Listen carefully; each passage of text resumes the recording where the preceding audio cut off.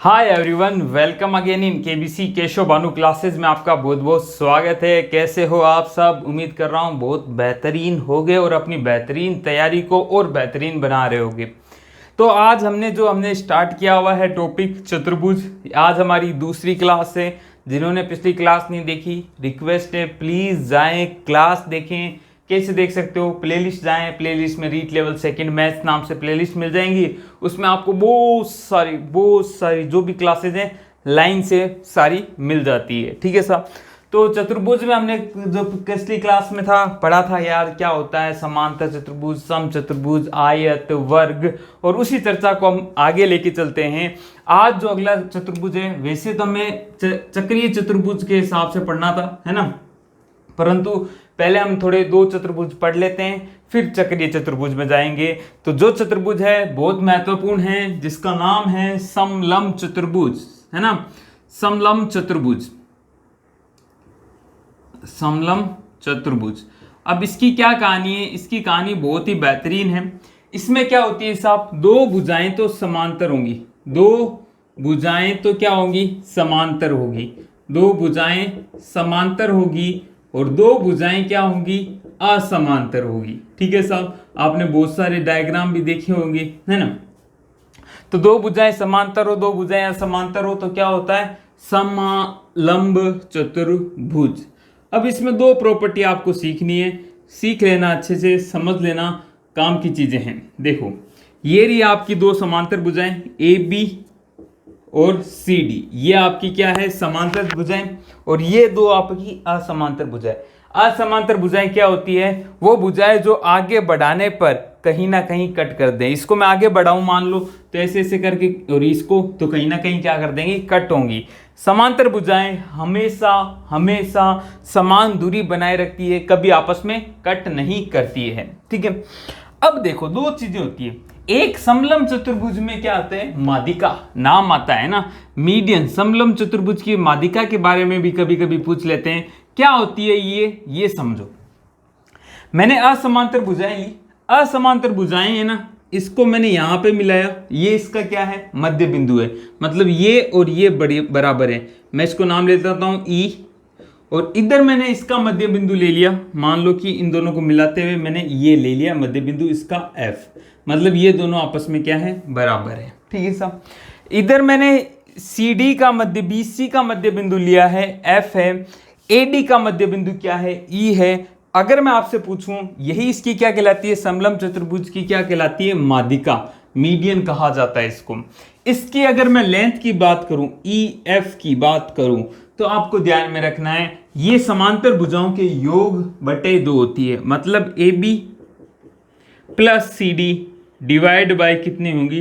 2 होगी। ये आपको ध्यान में रखना है। क्या कह रहा हूं फिर समझने की कोशिश करना।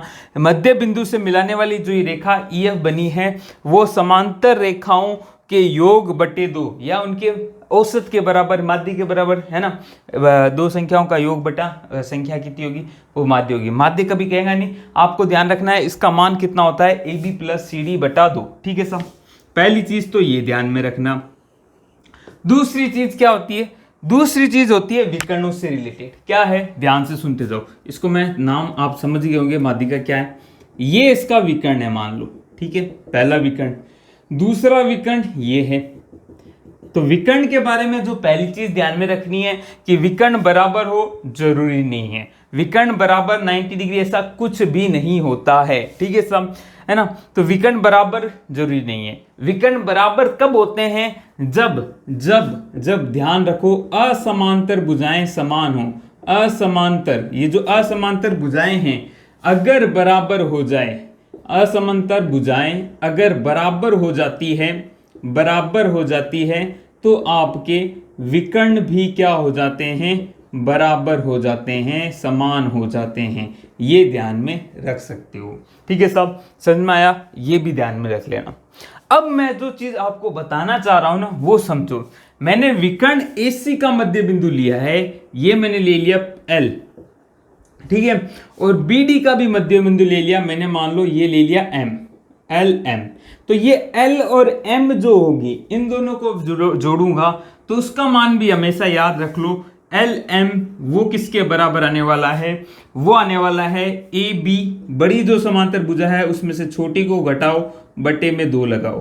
तो ये चीज भी साथ साथ में ध्यान रखो, मतलब इन दोनों का योग बटा 2 तो क्या होता है, किन का मध्य बिंदु होता है सब, जो ये समांतर भुजाएं हैं, ये सॉरी असमांतर भुजाएं हैं उनका मध्य बिंदु से बनने वाली रेखा, और जो माइनस वाला है वो विकर्णों के मध्य बिंदु से बनने वाली रेखा होती है। ये चीज आपको पता होगी तो आपका काम बन गया। इससे अलावा और आपसे कोई नहीं पूछेगा, कुछ भी नहीं पूछने वाला है, इतना पता होगा तो काम बन जाएगा। चाहो तो स्क्रीनशॉट लेना चाहो तो ले लो।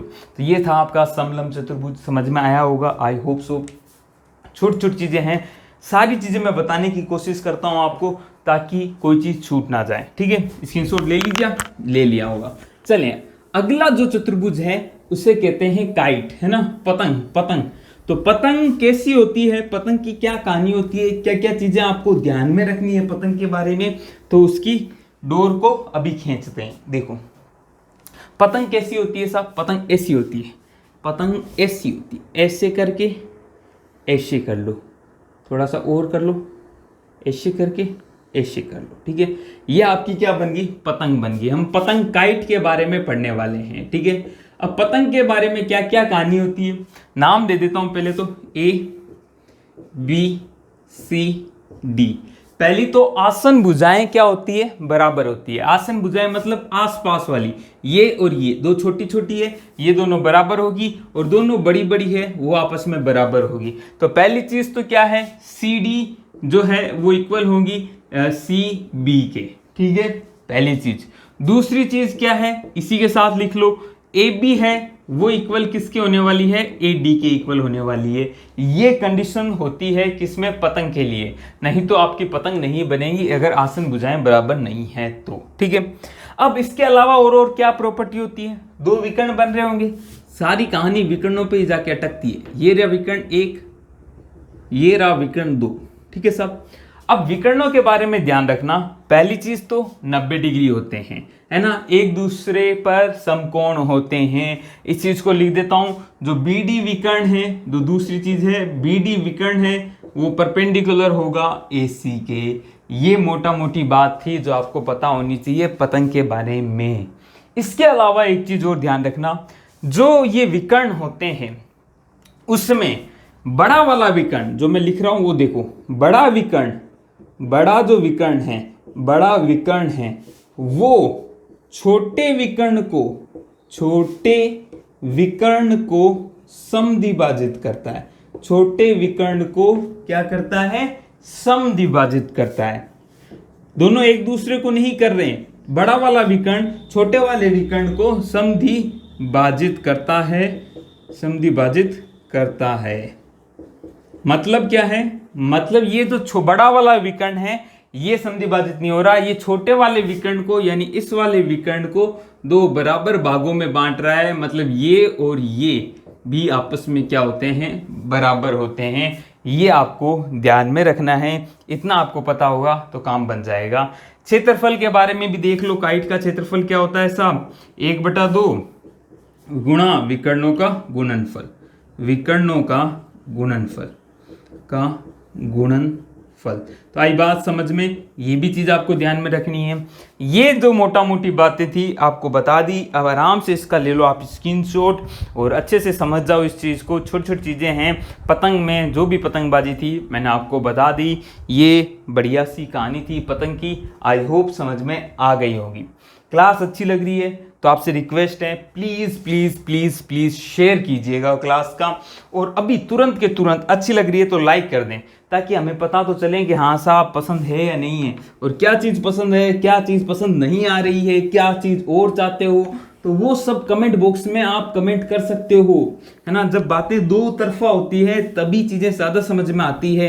तो फटाफट कमेंट कीजिएगा, लाइक कीजिएगा, नए हो तो सब्सक्राइब करके बेल आइकन हिट कर लीजिएगा ताकि आपको क्लास का नोटिफिकेशन मिलता रहे। साथ में टेलीग्राम पे जुड़ जाओ, कहाँ जुड़ सकते हो, फेसबुक पे जुड़ जाओ, इंस्टा पे जुड़ जाओ, सबकी लिंक डिस्क्रिप्शन बॉक्स में दी गई है। टेलीग्राम पे तो जरूर जुड़ जाओ। जो हमारा चैनल है रीट के लिए है, रीट 2021 बाय KBC, जरूर जुड़ जाओ, बहुत कुछ मिलने वाला है वहाँ पे, ठीक है सब। चलें आगे चलते हैं। चतुर्भुज, के बारे में हम बात कर रहे थे। अगला जो है वो हम पढ़ने वाले हैं चक्रीय चतुर्भुज। चक्र में फंसा हुआ चक्रीय चतुर्भुज, है ना। चक्र क्या होता है? चक्र होता है गोला होता है साहब, है ना। तो किसी गोले, सॉरी गोला नहीं होता, वर्त होता है ना। 2D में वर्त, 3D में गोला। तो वर्त के अंदर जो चतुर्भुज होगा, मान लो ऐसा चतुर्भुज, जरूरी नहीं है वर्ग ही बने। ये कल की क्लास में वर्ग पढ़ लिया तो बच्चे नहीं, ऐसा कोई जरूरी नहीं है। अगर वर्ग वाला केस हो वो हमने पिछली क्लास में डिस्कस कर लिया है। अभी हमने अगर बात करूं ABCD, तो चक्रीय चतुर्भुज में क्या प्रॉपर्टी होंगी? जो सम्मुख कोण होते हैं उन वो समपूरक होते हैं। सम्मुख कोण समपूरक होते हैं। अब कंफ्यूजन हो जाएगा, समपूरक कोण क्या होते हैं? जाओ भाई पहली क्लास में, कोण वाली क्लास में। पूरक कोण यानी जिनका योग 90 डिग्री हो।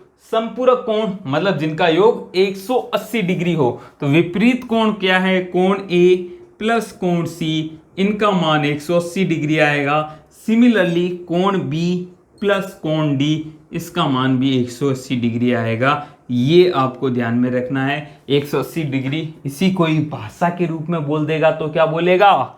समपूरक। ठीक है सब, समपूरक कोण होते हैं। ये बात आपको ध्यान में होनी चाहिए चक्रीय चतुर्भुज में, बाकी कोई बड़ी बात नहीं है। इतना सा आपको पता है तो आपका काम बन जाएगा। तो ये आपके मोटा मोटी सारे के सारे क्या हो गए? चतुर्भुज फिनिश हो गए हैं। टाइप जो भी थे मैंने आपको बता दिए हैं। अब कुछ प्रॉपर्टी है, कुछ प्रॉपर्टी है। एक प्रॉपर्टी है मैं उसको डिस्कस करता हूँ आपके साथ, फिर एक और प्रॉपर्टी है उसको डिस्कस करूंगा मैं अगली क्लास में, जो कि बहुत ज़्यादा महत्वपूर्ण होने वाली है। पहले पहली प्रॉपर्टी देखिएगा, बहुत क्वेश्चंस आते हैं इससे क्वेश्चन आ जाए तो कभी गलत मत करना। क्या कह रहा हूँ? दो समांतर भुजाओं के मध्य, क्या कह रहा हूँ? दो समांतर भुजाओं के मध्य बने सभी समांतर चतुर्भुजों का क्षेत्रफल बराबर होता है यदि उनका आधार क्या हो? समान हो। आधार क्या हो? समान हो। क्या कह रहा हूं? देखो मैंने कहा ये मेरा एक समांतर भुजा है, एक समांतर भुजा ये वाली है। ठीक है सर, एक समांतर भुजा है, एक समांतर ये वाली है। अब मैं क्या कर रहा हूं? मैं कह रहा हूं साहब मैंने एक आधार ले लिया, ये AB, ये मैंने एक आधार ले लिया। अब इस आधार को मानते हुए मैं चतुर्भुज बना रहा हूं। पहला चतुर्भुज मैंने क्या बनाया? इसी को ही लिया साहब, और मान लो ये रहा। ठीक है, तो बनेंगी दो भुजाएं समांतर हैं, समांतर चतुर्भुज बनेगा ही बनेगा। ठीक है साहब, तो ये मैंने जोड़ दिया, तो ये बना चतुर्भुज ABCD। अब इसी आधार को लेते हुए, AB को आधार लेते हुए मैंने एक और चतुर्भुज बना दिया। मान लो ये वाला समांतर चतुर्भुज, कि ये और ये मैंने समांतर चतुर्भुज बना दिया। ABCD हो गया, XY ले लो। ठीक है साहब, तो इनका क्षेत्रफल क्या होगा? बराबर होगा। मतलब क्या कहना चाहता हूं? एरिया किसका? चतुर्भुज AB, चतुर्भुज का साइन ये रहा, CD वो बराबर होगा एरिया किसका? चतुर्भुज ABXY का। ये मोटा मोटी बात है कि एक ही आधार पर बने सभी। अब मैं इससे ऐसे कितने ही बना सकता हूं। मैंने एक और बना लिया, लो मान लो इधर बना के ऐसे करके ये आगे गई ये भुजा, इसको इस तरह लेते हुए मैंने इस तरह बना लिया, तो ये भी मेरा क्या हो जाएगा? बराबर हो जाएगा। सारे के सारे जो भी चतुर्भुज बनेंगे समांतर चतुर्भुज, उनका क्षेत्रफल बराबर होगा। अब क्यों होता है ऐसा वो भी समझो, क्योंकि समांतर चतुर्भुज का क्षेत्रफल होता क्या है? देखो समांतर चतुर्भुज का क्षेत्रफल होता है आधार इंटू ऊंचाई। ठीक है साहब, अब कोई भी समांतर चतुर्भुज लूं उसका आधार तो हमेशा AB है। AB है क्योंकि मैंने कहा है कि एक ही आधार पर बने सारे के, ऐसे कोई भी नहीं बन जाए कि ये इधर से बना लिया, नहीं, एक ही आधार पर बने। तो एक ही आधार पर बने मतलब आधार तो सबका क्या है? सेम है। अब बात करता हूं ऊंचाई। तो ऊंचाई मुझे पता है, ये समांतर रेखाएं हैं तो इनके मध्य जो ऊंचाई होंगी वो हमेशा कांस्टेंट, इनके मध्य दूरी होगी तो वो तो हमेशा कांस्टेंट रहेंगी। चाहे इस चतुर्भुज के लिए बात करूं, चाहे इसके लिए, चाहे इसके लिए, तो वो सब के लिए कांस्टेंट होने वाली है। तो वो मान लो H है, तो सबका क्षेत्रफल यही तो आने वाला है। इसीलिए कहते हैं कि एक ही आधार पर बने सभी समांतर चतुर्भुजों का क्षेत्रफल क्या होता है? बराबर होता है। ये तो सबको पता होता है। ठीक है, अब इससे क्वेश्चन बन जाता है वो क्वेश्चन करो, आप सोल्व करने की ट्राई करना, है ना। पहले दिमाग पे थोड़ा जोर लगाना ताकि आपके दिमाग खुल सके। मैंने क्या कहा, एक दो समांतर भुजाएं एक्स वाई और पी क्यू है, ठीक है सब, ये दोनों समांतर भुजाएं हैं। इनके मध्य ए बी सी डी एक आयत बनाया जाता है। अब आयत वर्ग जैसे लग रहा है कि कोई बात नहीं, आयत समझ लेना इसको, ठीक है। एक आयत बनाया जाता है जो कि डायग्राम में दिया हुआ है, जिसका आधार या लंबाई जो भी कह दें, ये 10 सेंटीमीटर है और ये मान लो कि 15 सेंटीमीटर है, ठीक है। इन्हीं को क्या मानते हुए ए बी को ही आधार मानते हुए एक चतुर्भुज बनाया जाता है। इन्हीं दो रेखाओं के मध्य मान लो टी पी एल एम, तो उसका क्षेत्रफल क्या होगा, ए बी सी डी तो ये था ही, ठीक है सब। तो एरिया किसका निकालना है, चतुर्भुज ए बी एम एल का निकालना है, ठीक है साहब। तो आपको पता है आधार सेम है, तो उस चतुर्भुज का क्षेत्रफल वही होगा जो कि क्षेत्रफल इस आयत का है, तो इस आयत का क्षेत्रफल क्या होता है, हमें पता है इसका क्षेत्रफल क्या होता है, लंबाई इंटू चौड़ाई, एल इंटू बी। तो लंबाई कितनी है, 10 है, चौड़ाई कितनी है, 15 है, 150 सेंटीमीटर स्क्वायर। यही आपका आंसर आ गया, यही आपको ध्यान में रखना था, 150 सेंटीमीटर स्क्वायर आपका आंसर आ जाएगा, ठीक है। बाकी ऐसे क्वेश्चंस और कराऊंगा आपको, परंतु अभी आप ये ध्यान रखें कि इसको इस तरह करना है डील, ताकि आपको कोई डाउट ना रहे। आयत के दे, वर्ग के दे, कंफ्यूज मत हो जाना उससे। क्यों साहब, मान लो मैंने वर्ग कह दिया, यहाँ पे मैंने कहा समांतर भुजाएं हैं, उनका वर्ग है, वर्ग की भुजा का मान क्या है, 10 सेंटीमीटर है, तो ये भी 10 हो जाएंगी, तो उस टाइम एरिया क्या हो जाएगा, 100 सेंटीमीटर स्क्वायर।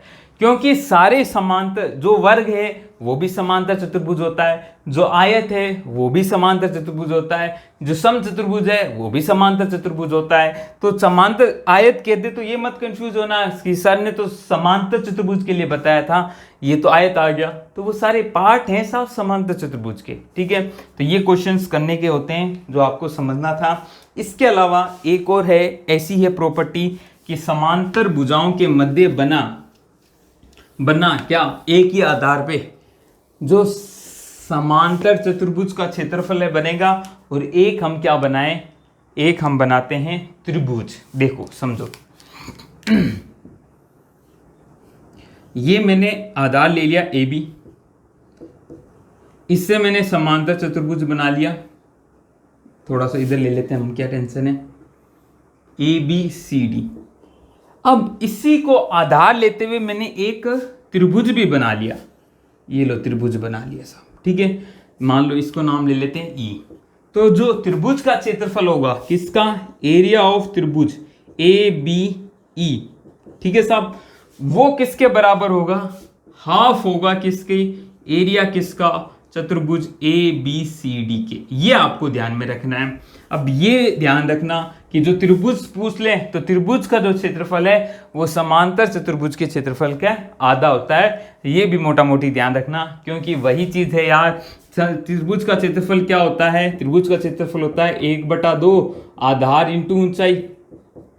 अब यहाँ आधार तो वही है ए बी, ऊंचाई क्या है, वही h होगी। तो यहाँ पे देखो ए आधार इंटू ऊंचाई क्या था, आधार इंटू ऊंचाई, ये तो समांतर चतुर्भुज का क्षेत्रफल है। तो यहाँ मैं लिख सकता हूँ समांतर चतुर्भुज का क्षेत्रफल, और हाफ तो आगे आ ही गया, इसीलिए ये चीज़ हो जाती है। तो ये मोटा मोटी आपको चीज़ ध्यान में रखनी थी। छोटी सी कहानी थी, समझ में आ गई होगी, प्यारी सी कहानी थी, समझ में आ गई होगी। तो ये कहानी आपको समझ में आई, पहली प्रॉपर्टी है, ठीक है साहब। आज हम नहीं, कल की क्लास में अगली जो प्रॉपर्टी है वो करने वाले हैं, जो कि बहुत महत्वपूर्ण है। फिर हम करेंगे क्वेश्चंस। वो क्या है, वो ये है कि भाई साहब मध्य बिंदुओं से बना चतुर्भुज क्या होता है। समांतर चतुर्भुज दे दिया, उसके मध्य बिंदु बनाए, उससे बना चतुर्भुज कौन सा होता है। समांतर चतुर्भुज नहीं, इस बार आयत दे दिया, आयत के मध्य बिंदुओं से बना चतुर्भुज क्या होता है, इसके बारे में चर्चा हम अगली क्लास में करेंगे। तो तैयार रहिएगा अगली क्लास को देखने के लिए भी। तो क्लास देखने के लिए क्या करना है, नए हो सब्सक्राइब कर लो, बेल आइकन हिट कर लो ताकि नोटिफिकेशन मिल सके।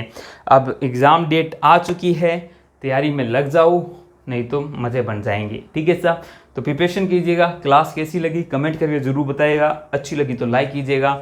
मिलता हूँ कल वापस नए लेक्चर के साथ, तब तक के लिए अलविदा। जय हिंद, जय भारत।